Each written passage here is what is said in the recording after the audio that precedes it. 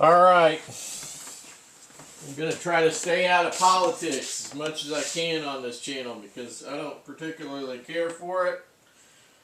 I'm trying to watch all of the things that are going on concerning the world and wars and rumors of wars, when we consider the end times of the Bible. That's the only politics I'm really kind of interested in anymore. So we're going to keep all your usual politics out of here unless we just have to. Because Trump is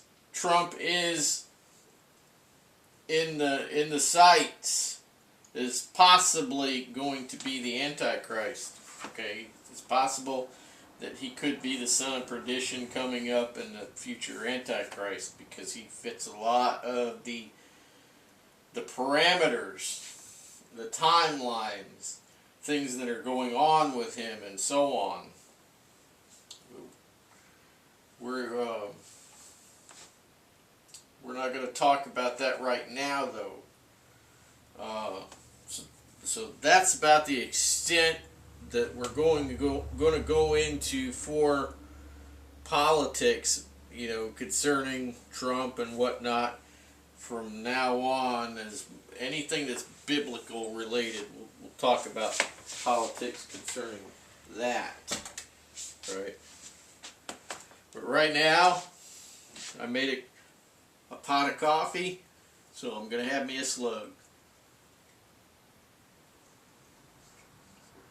I try to keep everything fair on this channel. I try to keep everything fair, try to do the right thing. Anyway, so on Saturday, you guys, I told you I was going to take the Pulk out. I was going to have a little sit down and wait for any wildlife that came by. And I saw zero. Everybody was all holed up because it was cold and windy. But I wanted to talk about how I pull my Pulk. Pulled Pulk, right? Pulled Pulk, right? So I've got, the way I do it is I've got this belt. This is a Pal's Webbing belt. It came off of an old 3-day pack, okay, that I wore the crap out of it, and I kept the belt because the belt's still good.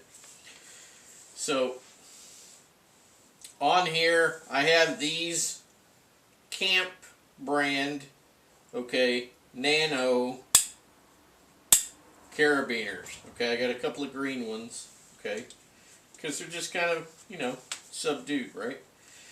But I don't use these. I've done a lot of climbing in my past, okay, climbing ice, rock, and whatnot, and I am very, very particular about carabiners and their ratings and so on.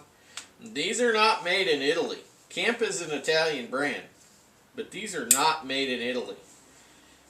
I'm thinking that they were made in Asia.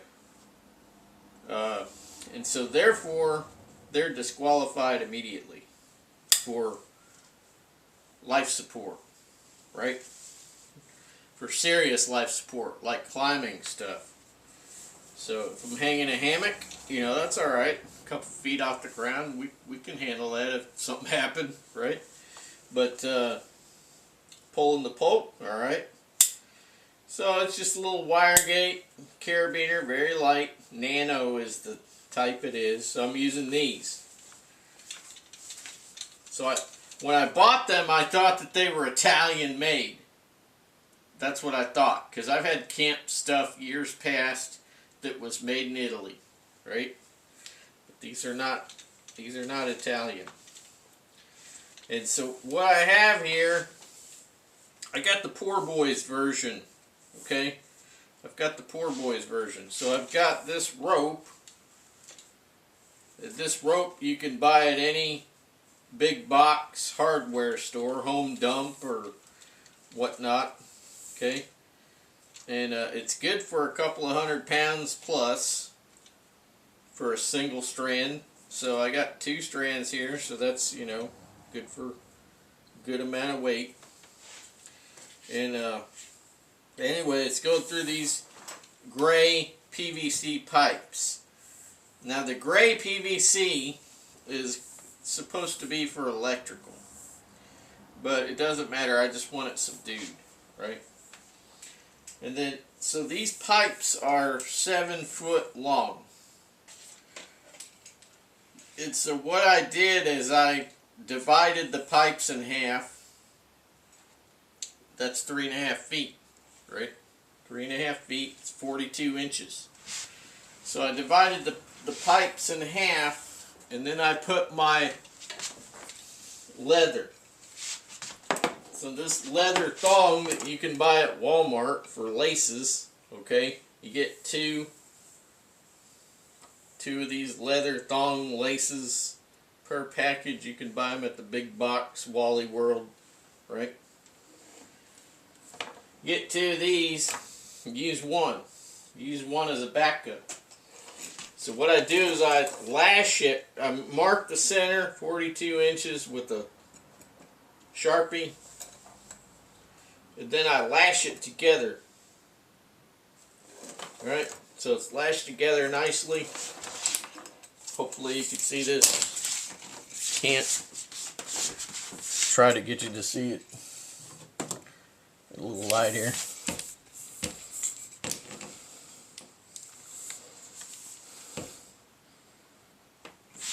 What I'll do is in the coming weeks I'll go ahead and I will do a tabletop where I'll lash a couple of poles together for you to show exactly how you do this, alright? Now, these are left long on purpose, okay? These make a nice square knot. If you don't know, there is a proper and an improper way to make a square knot, so learn how to do it.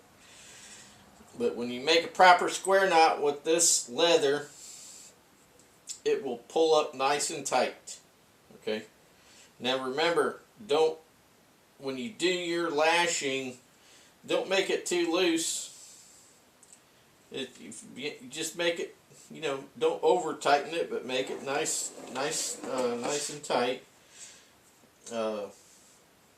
Because, you know, of course we're in the winter, right? Snow, wet, whatnot, okay? And, you know, that can loosen up a bit if it gets wet and decides to stretch a little, okay? So just remember that. So what we got here is we have a situation, okay?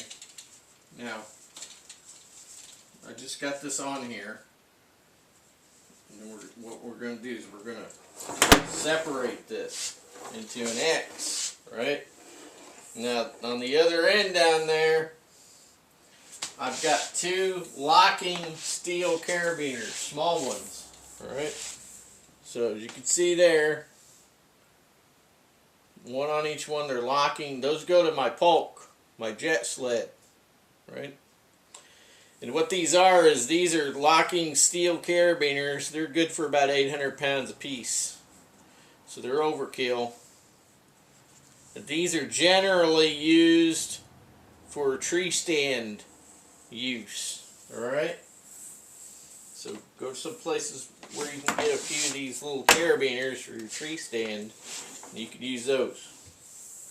Alright, so this crisscrosses this leather thong that is lashed these poles together. That keeps them there so they don't separate. You know, obviously that could rot after, you know, some good amount of usage, you know, but it'll last you a good while. You got an extra.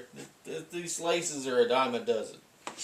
So you get that thing set up down there, right? And then you got your belt here. Now you can pull a Pulk several ways. You can have this around your waist, right? So you can put this around your waist. Since you're pulling it that way, it makes sense to have the padded part in the front, right? So you can set yours up to where the padded part's in the front, and then you can buckle it in the back. Or a lot of times what I do is I just go ahead and unclip that, and then I just pull that up there so it's not flopping, that buckle's not flopping around. I do that on both sides. Okay. Then I don't really care too much about that. Just let it hang. Doesn't matter. And then what you could do is you could just throw that over your chest. Right? Just throw that over your chest. And just start slogging away. You know? So it goes over your shoulder and across your chest and to the back. And a lot of people do that. A lot of people have been doing that for years. You can tump it over your head if you want, right? You could do like that, lean into it, and then, you know, push forward. Some people do it like that. But a lot of times I just throw it across my chest and go, right? But if I really need to maintain some control, you know, and can't let that thing get away from me, then I will buckle that buckle, some way, form, or fashion. A lot of times side hilling, you know, the Pulk wants to slide down. You know, I've got some ideas for some modifications for that. But most of the time, a lot of times you're on mostly flat terrain with a Pulk, you know. But if you are going into some mountainous situations, then you may want to, you know, come up with some kind of fins, you know, to go on the back bottom of the Pulk, you know, and then waterproof that up so it doesn't leak in there, right? But just make it to where it can mostly slide over about anything, and you only need a small fin on each side to just kind of keep that back end from sliding down. Okay. Right. So it's pretty simple. And then on my JetSled, on my JetSled Pulk, I have a JetSled cover. So mine is the ATC, all-terrain camouflage. Not to be confused with the ATC 90 from back in the 70s, which was a three-wheeler. Right? So some friends of mine, they had two of those things, ATC 90s. They were crazy. So crazy fun. Outlawed. Because they were too fun.